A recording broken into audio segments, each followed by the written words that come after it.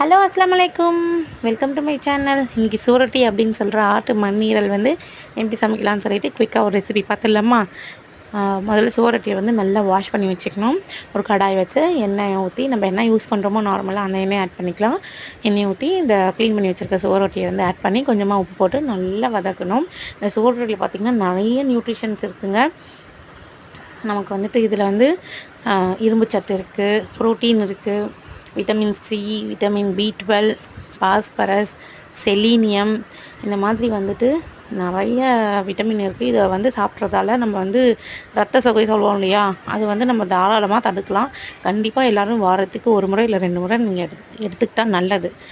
அதுக்கப்புறம் நல்லா வதங்கின பிறகு அதில் இஞ்சி பூண்டு ஆட் பண்ணிக்கலாம். ஆட் பண்ணிவிட்டு கொஞ்சமாக மிளகாய்த்தூள், கொஞ்சமாக மஞ்சள் தூள் ஆட் பண்ணி நல்லா வதக்கணும். ஏன்னா இந்த எண்ணெயிலே வந்துட்டு அது நல்லா சுருங்கி வரும், அது அப்படியே சுக்கா மாதிரி வரும். பார்த்திங்கன்னா அந்த எண்ணெயிலே வந்துட்டு அது நல்லா வெந்துடுச்சு பாருங்கள். நல்லா வெந்துட்ட பிறகு ஃபைனலாக வந்து நம்ம அதில் கொஞ்சமாக மிளகுத்தூள் போட்டு இறக்கிட்டோம். நம்மளோட ஹெல்த்தியான ஒரு ரெசிபி அண்ட் எல்லோரும் எடுத்துக்கக்கூடிய, குழந்தைங்கலேருந்து பெரியவங்க வரைக்கும் எல்லோரும் எடுத்துக்கக்கூடிய ஒரு டிஷ் இது. இதெல்லாம் ட்ரை பண்ணி பாருங்கள். பிடிச்சிருந்தா மறக்காமல் சப்ஸ்கிரைப் பண்ணுங்கள். தேங்க்யூ, பாய்.